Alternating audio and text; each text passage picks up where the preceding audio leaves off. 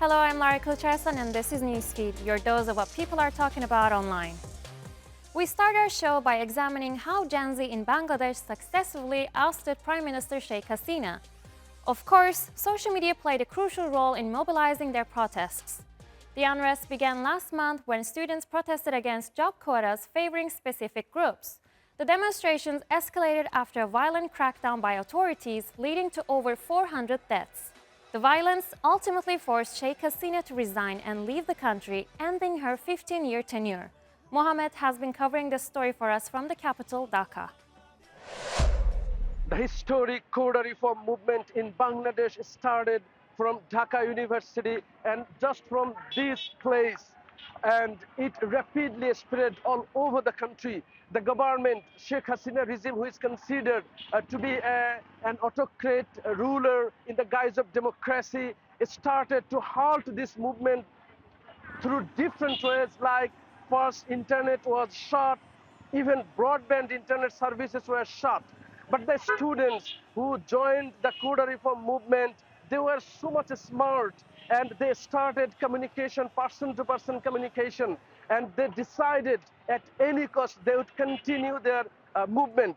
And finally, on August 5, it was succeeded through a historic revolution. And now Dr. Muhammad Yunus, Nobel Peace Laureate, has been made chief advisor of an interim government that would make a level playing field and arrange a free, fair, and credible election. And the people of the country are expecting that a peaceful environment and a free election would be conducted soon, and peace finally be restored permanently. To the UK now, where the anti-immigration riots continue to sweep across the country. Social media platforms and high-profile figures have been adding fuel to the fire. Well, Elon Musk is one of them. The Tesla CEO and owner of X stirred the pot by claiming civil war is inevitable in the UK in response to a post blaming the unrest on mass migration and open borders. His remarks highlight the dangerous impact of online disinformation, which is sparking real-world violence. In recent days, riots have ravaged towns, public buildings damaged, cars set ablaze, and police targeted with bricks. Protesters even torched 2 Holiday Inn hotels in northern and central England, housing asylum seekers. Hundreds have been arrested. The unrest began after far-right groups spread false claims on social media that the suspect in a horrific stabbing attack which killed 3 children was a Muslim asylum seeker. This false narrative, including the fabricated name Ali al-Shakati, was echoed by clickbait sites. In an unprecedented move, the judge named the 17-year-old attacker Axel Rudakubana, who was born in the UK. Despite this, false narratives about the attack have continued to spread, intensifying the violence and unrest. The UK government is now promising to hold both the rioters and their online supporters accountable. Chris Doyle joins me from London now. He's a political commentator and the director at the Council of Arab-British Understanding. Welcome, Chris. Thank you so much for joining us. Now, for our viewers, what is the difference between misinformation and disinformation, and how would you categorize this case? Well, this is definitely a disinformation campaign carried out by online influencers and the likes who have an extremist, racist, anti-Muslim agenda. It is not accidental, it is deliberate. It is the deliberate use of inaccurate information for political ends. And in doing so, they have sparked riots across the United Kingdom, particularly in port cities, those that have, for example, hotels that are housing immigrants who are seeking asylum, and it has spread to attacking mosques, any centres that have anything to do with Muslims in the UK, but also generally anybody who is seen as not white. Well, you have to check, I think, against more mainstream sources. You have to verify against others. And I think one has to be very careful of relying on the sort of postings from these extreme far-right influences like Andrew Tate, like Nigel Farage and others, who are clearly there to inspire it.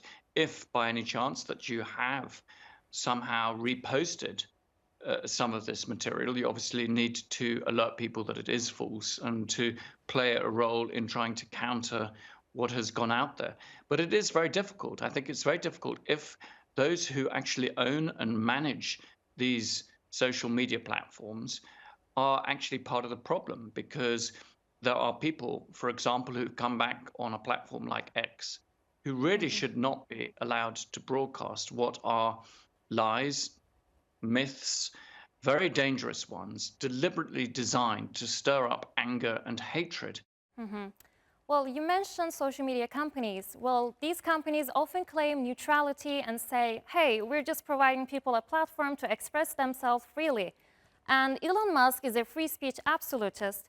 So the question is, can free speech and content moderation be happy bedfellows?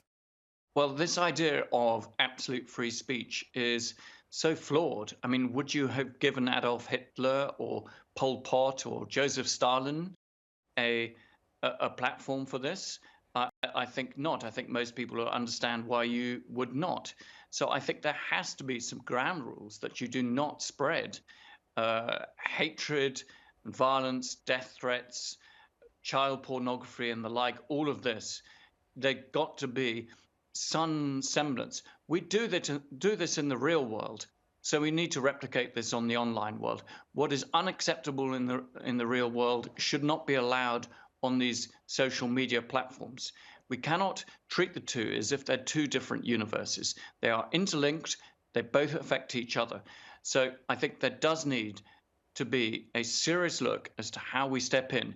Yes, we want these platforms not to be heavily censored, but there has to be some red lines. And those red lines at the moment are simply not there on too many of them. That has to change. Chris, thank you so much for joining Newsfeed and also for your insight. Pleasure. To the US, where Democratic presidential candidate Kamala Harris has finally announced her running mate. Hi, this is Tim. It's Kamala Harris. Good morning, Governor. Good morning, Madam Vice President. Listen, I want you to do this with me. Let's do this together. Would you be my running mate and let's get this thing on the road? I would be honored, Madam Vice President. You heard that right. Tim Walz, the 60-year-old Minnesota governor, will be Kamala Harris's right-hand man. A former U.S. Army National Guard member and teacher, Walz has been a strong supporter of Harris, gaining attention for his blunt criticism of Trump and Vance, calling them just weird. Harris's campaign seized on this, using the weird label to challenge Republican policies. Harris and Walz kicked off their first rally in Philadelphia on Tuesday. This event marks the start of a 5-day, 7-city tour through crucial swing states that will play a key role in the November election. Walz, who previously represented a Republican-leaning district in Congress, appeals to rural white voters while advocating for progressive policies. All right, quick take before I start work this morning. Tim Walz was the perfect pick. He's not only from the Midwest, he talks straight. He talks like this grandpa or this high school coach that everybody has had. And he is such a familiar guy. And like it or not, Kamala Harris is also extraordinarily familiar to most people because she's that fun aunt, or at least that's how we're trying to portray her. And so I think it lines up with the messaging of the campaign. It lines up with the policies of the campaign because they're trying to go in a more worker-friendly, more progressive direction. All around 10 out of 10 pick. Great job, Kamala. Now, our next story has big implications for how we use the internet.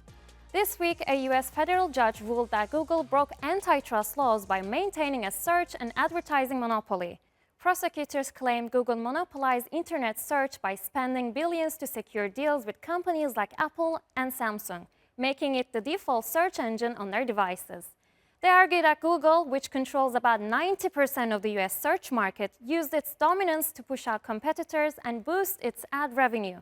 The ruling did not specify the penalties Google might face, leaving the future of its search monopoly in question. This decision is one of the biggest antitrust cases in decades, part of a broader crackdown on big tech by the Department of Justice, Federal Trade Commission, and European regulators. Google plans to appeal, arguing that it simply offers a superior service compared to other search engines. It seems like Google is going through some hard times these days. The company's latest ad in support of the US Olympic team, Dear Sydney, had to be pulled after a backlash on social media. My little girl's always been a runner. Hey, just go get her, baby. But lately, she's been looking up to someone else. She might even be the world's #1 Sydney fan. And like Sydney, she's focused on her technique. Good job, baby. She wants to show Sydney some love, and I'm pretty good with words, but this has to be just right. So Gemini, help my daughter write a letter telling Sydney how inspiring she is. The ad featured Google's AI tool Gemini writing a fan letter to an athlete. Despite Gemini's impressive mimicry of the child's voice and style, viewers were outraged by the idea of AI crafting such a personal letter. The ad is criticized for various reasons. It seems to devalue genuine children's writing, suggests that automated text is preferable, and hints that generative AI is a good tool for such tasks. Shelley Palmer, a professor of advanced media at Syracuse University, called it one of the most disturbing commercials he has ever seen. Some ex-users questioned the point of the ad and found it uninspiring, while others argued that just because AI can do something, it doesn't mean it should. And Washington Post columnist Alexandra Petri was so appalled, she wrote a column saying that the ad made her want to throw a sledgehammer into this television. And another columnist, Ryan here, summed up the backlash perfectly. Turns out it's really hard to market apocalyptic AI technology. Apple has faced a major backlash in Thailand, with locals threatening to boycott its products in favor of Samsung. The controversy began with a YouTube ad titled The Underdog's OOO, meaning out of office. The 10-minute video, which gained over 5 million views, features 4 characters dealing with workplace challenges using Apple devices. The issue, well, the ad used outdated ancient imagery rather than modern visuals. Critics slam Apple on social media, accusing the company of pushing an outdated view of Thailand. Apple has since removed the ad, claiming it aimed to celebrate Thai culture and optimism. First thing is the airport. So we actually have one of the best airport in the world.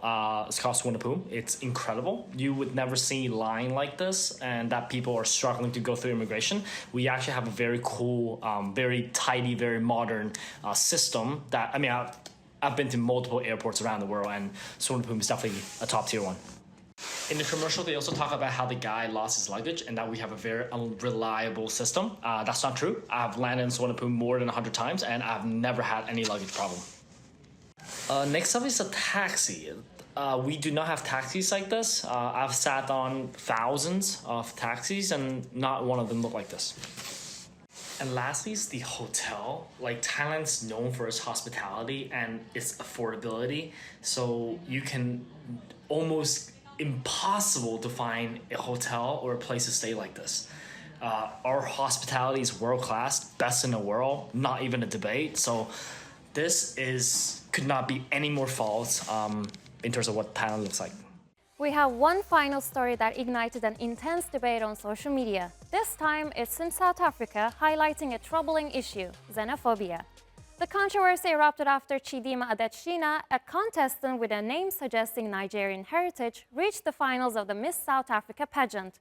The 23-year-old, born in Soweto near Johannesburg to a Nigerian father and a South African mother, has faced a torrent of online hate, with some even telling her to go back home, which is South Africa. Despite her South African citizenship, many have denounced her for being a part of the competition. Whether Chidima Adetshina is South African is a question of law. It's not a question of feelings or emotions or prejudice or xenophobia. It is a question of law. And parties to the Government of National Unity all signed a statement of intent in which we agreed to not only abide by the rule of law, but to promote the rule of law. And so the Patriotic Alliance is bound by the law and not by their feelings or by their suspicions or by their prejudice. If she is South African in terms of the law, then she's entitled to contest the Miss South Africa competition, and we shouldn't be tolerating cyberbullying or xenophobia. Let's move on, find out if she is South African by law, and then get behind her as one of the contestants in the Miss South Africa competition. And that's our show. Find our latest stuff on YouTube and do subscribe to our channel. See you soon.